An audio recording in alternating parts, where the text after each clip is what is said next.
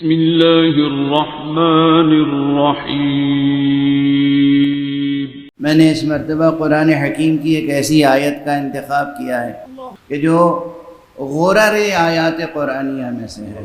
اس آیت میں بھی پورا قرآن مجید سمٹ کے آ گیا ہے۔ آیہ شہید اللہ، قرآن مجید کا ہر لفظ معجزہ ہے، ہر کلمہ معجزہ ہے، ہر حرف معجزہ ہے، لیکن بعض آیتوں کو بعض دوسری آیتوں پر فضیلت ہے، اسی طرح جیسے بعض رسولوں کو بعض رسولوں پر فضیلت ہے۔ اللہ سبحانہ و تعالیٰ نے جو بھی خلق فرمایا ہے اس میں مراتب ہیں، ہر مرتبے کو دوسرے مرتبے پہ فضیلت ہے، بس ایک خاص طبقہ لوگوں نے سیاسی طور پہ بنا لیا ہے جس میں سب کو برابر کر دیا ہے۔ وہ سیاسی نظریہ ہے، اس کا دین سے اور صمیم قرآن سے اور صلب ایمان سے کوئی تعلق نہیں۔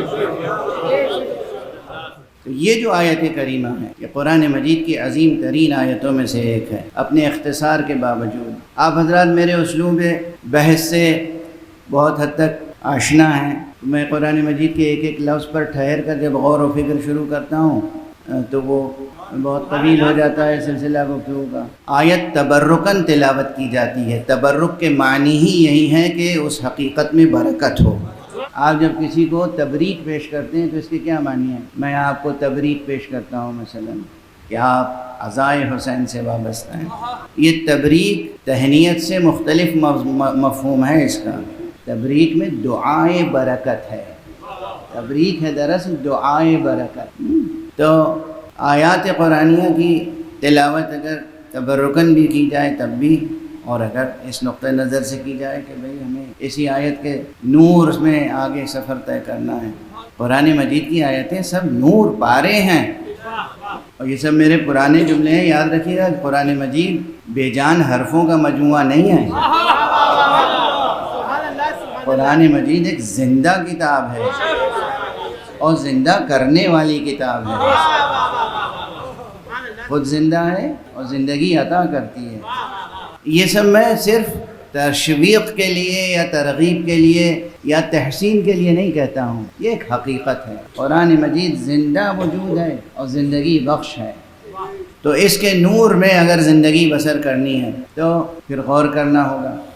یہ آیت کریمہ آیہ شہید اللہ بہت مشہور آیتوں میں سے ہے، یعنی ذکر و ورد کے لیے بھی تجویز کی جاتی ہے۔ یہ آیت بزرگان تعلیم کرتے ہیں، ذکر اور عمل کے لیے تو ہے ہی ہے پورا قرآن، صرف ذکر و ورد کے لیے نہیں ہے، فکر و عمل کے لیے ہے۔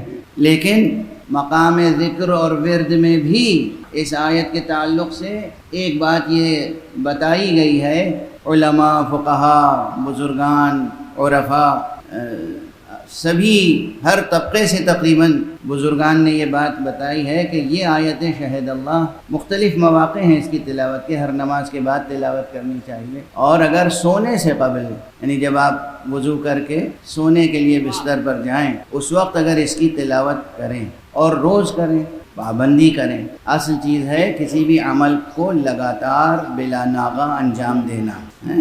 تو کہتے ہیں کہ جب روز محشر اٹھے گا وہ شخص تو پروردگار اپنے فرشتوں سے کہے گا اس شخص کے اور میرے درمیان ایک عہد ہے، اس کا حق میں ہی ادا کروں گا۔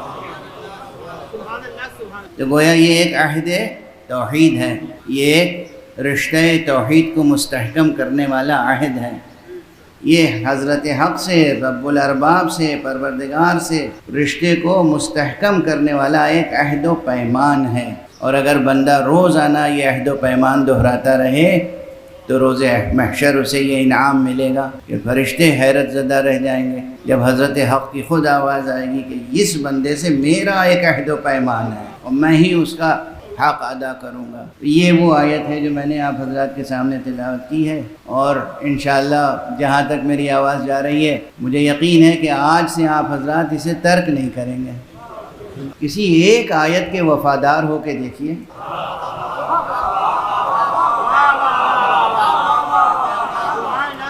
پورے قرآن پہ تو ہم سے آپ سے کیا عمل ہوگا، کسی ایک آیت سے تو وفاداری کا حق نبھانے کی کوشش کیجیے، پھر دیکھیے وہ آیت، اس کا ذکر، اس کا ورد، اس پر عمل کرنے کا جذبہ، اس کی بنا پر آپ کے توفیقات میں کیسے اضافہ ہوگا.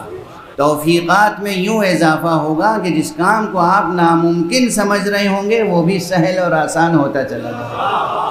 جسے آپ ناممکن سمجھ رہے ہوں گے وہ بھی سہل ہو جائے گا، آسان ہو جائے گا. بسم اللہ الرحمن الرحیم. شہد اللہ انہ لا الہ الا هو والملائکۃ واولو العلم قائما بالقسط لا الہ الا هو العزیز الحکیم. صدق اللہ العلی العظیم.